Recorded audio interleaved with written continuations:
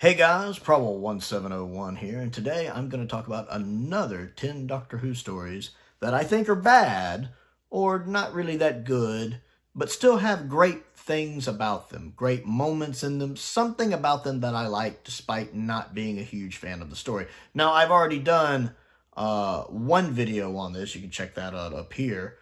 In case, there's something that you don't see on this list you think should have been on this list. It may have been on that first list, but there were definitely 10 more I could come up with. So we're going to talk about 10 stories that I personally don't think are very good or are flat out bad, but still have something about them that I liked. And we're going to start with the first one, which is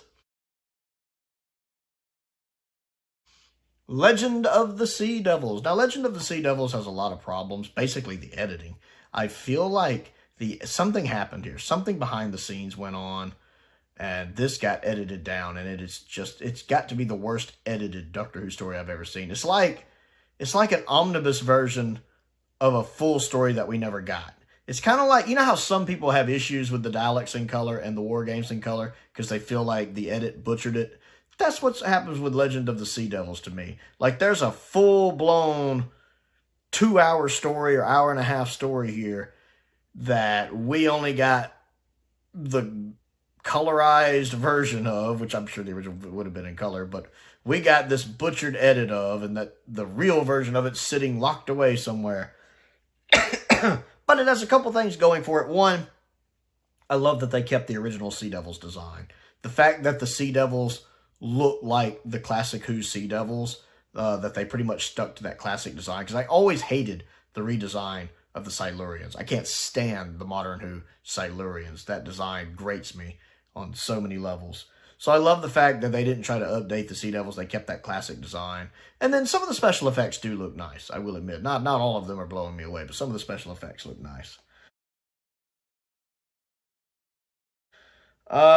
Number 2 on the list is Last Christmas, one of my least favorite Doctor Who episodes. I don't get into Last Christmas. I think if Clara had left there, it would have been a good exit for her. If Jenna had left the show, that would have been a good exit for her, with it being revealed she had gotten old. Would have been a fantastic, exit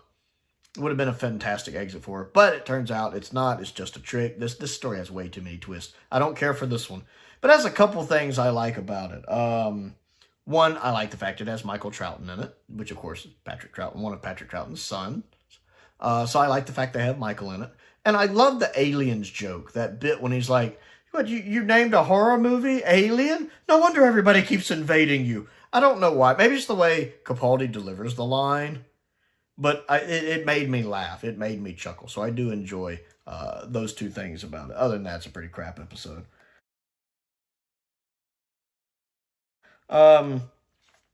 Next on the list is the Gunfighters. Now, most people who watch my channel know I'm not a big fan of the Gunfighters. Those American accents are pretty rough. And, of course, I get tired of hearing the Johnny Ringo song over and over and over. Oh, man. It's rough. But it has a couple things going for it. One, I like Doc Holliday in it. The guy playing Doc Holliday is really good, and I like the character. And two, I like that Dodo has stuff to do in this one. I recall, I've only watched it the one time, even though I own it. I recall Dodo actually having some stuff to do and really liking that Jackie had a little moment to had, a story she could kind of shine in, since she's not really with us long. So I enjoyed that. Plus, some of the sets look good. I will mention that, some of the sets. And then I like the scene with Johnny Ringo and the bartender when he ends up shooting the bartender at the end. I did enjoy that scene. It just kind of builds to it in a way that I like. So there's some good stuff going on in the Gunfighters. Next on the list, and maybe surprising some people, is The Power of Kroll. Pretty famously on the channel, I'm not a big Power of Kroll fan. It's the one Tom Baker story I really struggle to watch. Not his only necessarily bad one, but the only one that I would borderline call unwatchable. It's really hard to get through. It has a couple things going for it. One is Tom and Luis, the Fourth Doctor, and not Luis, Mary. Excuse me. Mary. Season 16. Yes, Mary. And I do like the Doctor and Romana in this. they're good. Now, Tom can't quite save it like he can maybe some of the other bad stories where he elevates it. He has a few moments where he manages to do some good stuff, like that bit when he's like, you're adding 2 + 2 and getting 4. That whole little bit there, I enjoy. And the guest cast are fine. And I do like the fact they actually managed to get John Leeson into the show proper, you know, actually playing one of the Swampies. So it's just a nice behind-the-scenes thing that I like. John Leeson's actually running around in this episode, so that's pretty cool. So it's not a lot, but it's a little that helps me appreciate this story more. I do think Tom does a little, not a lot. Unlike most of the stories he's in, there's just not a lot he has to work with in the execution of the story. The script is not a bad script. It's certainly not Bob Holmes' best, but it's not a bad script. It's a decent script. It's just the execution of it never quite worked for me. Next on the list is the Zygon 2-parter, the Zygon Invasion and the Zygon Inversion. This is a slog to get through. It 2 parts, it's such a slog. I could predict some of the things that happen. Like, yeah, it's pretty obvious Clara had been replaced. Jenna Coleman does a good job in her dual roles here. She does a good job. She does a good job also playing the Zygon, Bonnie. That and the unit soldiers who get killed because the Zygons look like their mom. That's so stupid. I mean, they know they're fighting shape-shifting things. That's so stupid.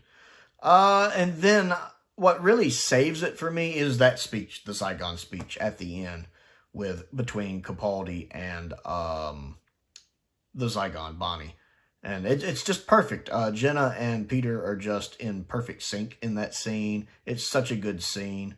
They're just on fire in it. It's directed really well. That's a really good scene. It doesn't save the whole story, but it is one of the Doctor's best speeches, I think, and just done so well.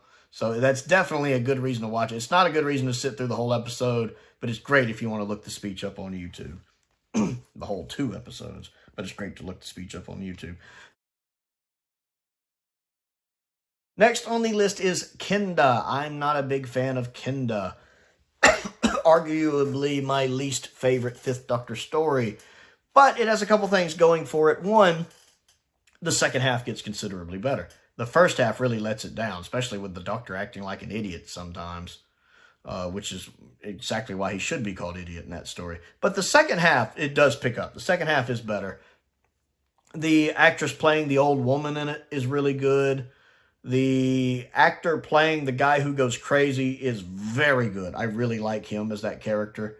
And then the little bit of time we get with Tegan Possessed is good. Janet does that really well. I love that we got more of that in Snake Dance because she excels in that here. So there's definitely some good going on in the story, but unfortunately, there's a lot of bad. I feel like the outside, when the scenes when they're outside should have just been done on location instead of in studio. The guy who's possessed by the Mara, most of the story doesn't do much for me. And some of the set design's a bit lacking. Also, I do like the Doctor in it, the female Doctor character. I think she's a doctor, whatever she is. She's really good in this. Next is the Girl Who Died and the Woman Who Lived 2-parter. I, again, don't really get into this one. I mean, technically, I kind of think of them as separate stories since they are very different tonally. And so if I'm being specific here, I guess I mean the Girl Who Died. I don't really care for either one of them, to be honest. I really just feel like it's an excuse to have the girl from Game of Thrones in it. And she's fine performance-wise. But just story-wise, I don't care for it. But I do love the scene when Capaldi realizes why he has that face. And we get that flashback to Fires of Pompeii, and we see Tennant. And he has that line about, I'm the Doctor, and I save people. I love that scene. The music there is good. Capaldi's performance of it is good. The way the flashbacks intercut with him is really good. Again, it's not worth watching the episode for, but it's a great scene to look up on YouTube and be like, You know, Capaldi has that moment sometimes where he has these amazing scenes that are in not so great episodes, and this is definitely one of the cases there. Continuing with Capaldi, we have The Magician's Apprentice and The Witch's Familiar, which is kind of the same thing in a way. It has some really good things. First off, I love Missy in this. Missy is just fantastic in this two-parter. Michelle Gomez is perfect in this two-parter. I love the beginning, the very beginning, that cold open with the boy in danger from the hand mines and then learning it's Davros. That's a great opening. Absolutely floored me the first time I saw it and still holds a good impact.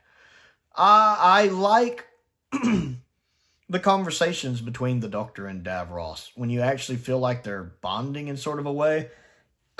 Now, I hate the fact they chickened out and made it a cop-out at the end with it Davros, with just being Davros tricking him. I always hate that they made that such a cop-out, because up until that point, it comes across as very genuine, and it's nice that they kind of have a moment, especially that bit when Davros like, well, then we have only reached one thing we are in agreement in, the bit about you are not a good doctor, and they share that laugh together. I really liked that scene. If it had been genuine, oh, I would have loved that scene. Because, I mean, you could have had Davros die there and still brought him back. It's Doctor Who.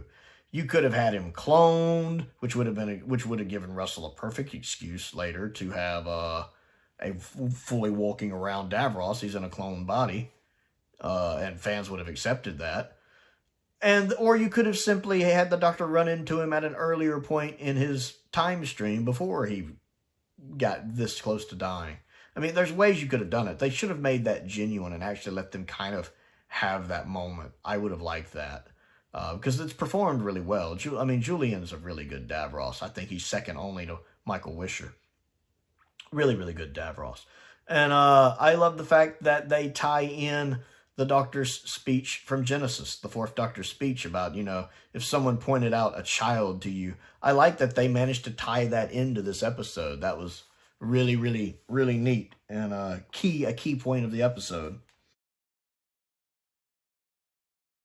Next on the list is the Subaru Conundrum, which I'm always going to call it. This one I don't necessarily think is bad like I do most of it. I don't think it's very good. It might be middle of the road. After my last rewatch, I have a little more of appreciation for it. It certainly has some bad going on in it and some things I don't like about it. Some things I really liked, though. The first Doctor that was in it, the one that gets killed early on, the male Doctor that dies early, I like him. Him and 13 have a really good back and forth between them when she's like, yeah, I don't really like taking orders. And he's like, yeah, I'm getting that. I feel like just the actor and Jodie had good chemistry together because the characters definitely have good chemistry together. I like their back and forth. I really wish he would have been in the episode more. I feel like he, as a character, had a really good impact on the story for the short amount of time he's in it. I also really like the set design to this one. I think the set design looks really good. I really like this version of a spaceship. It looks really nice. And then I like that Yaz actually doubts the Doctor some here, that she actually kind of questions and actually gets like annoyed, because this is before she's become lovesick puppy Yaz. And she's actually questioning the Doctor. Like, I love when the Doctor's going on about the engine and she's just going on and on and on. And Yaz is like, hey, we get it. We get it. Hey, we all get it. And then when, the Doctor's planning how to blow something up and Yaz is like, are you sure you calculated this quite right? I like the fact that Yaz actually doesn't just blindly follow whatever the Doctor says in this one. Yaz is a much more interesting character here than she kind of becomes sometimes later. There's a lot of bad to this episode, but there's definitely some good things to it. Plus, the guy playing the android does a really good job of playing a synthetic life form, I think. And last on the list is Delta and the Bannerman, which most of you know I'm not a big fan of. But I do like a lot of the cast in it. I like the Beekeeper a lot. I don't know why, I just always like the Beekeeper. That guy is great. I know I've seen him in other stuff. The guy playing the main villain in it, he's a little over the top, but it's in a good way. Like Seeds of Doom over the top way.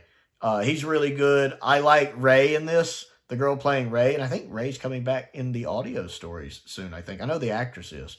And I liked Ray. I could have seen Ray being a companion for the Seventh Doctor. I liked her a lot. The old guy that runs the little summer camp, the guy with the thick glasses, he's great. I love that guy. He's awesome.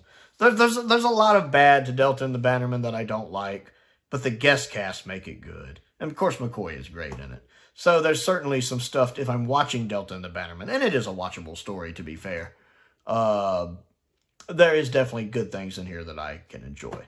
So that's 10 Doctor Who stories that I don't think are very good or are flat out bad, that still have things I enjoy about them. I want to know what you think of this list. Don't forget to check out the first list if you haven't seen it. Comment down below. Let's talk about it.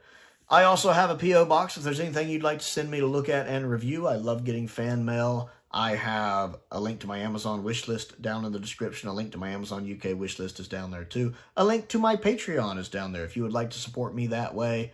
I'm very grateful to all of my patrons. I want to give a shout out to some of my top tier patrons, Colin Coney, Sam Venning, and Finn Perkins. I appreciate their support as I do the support of all of my patrons. It's very much appreciated. Most importantly, thank you for watching.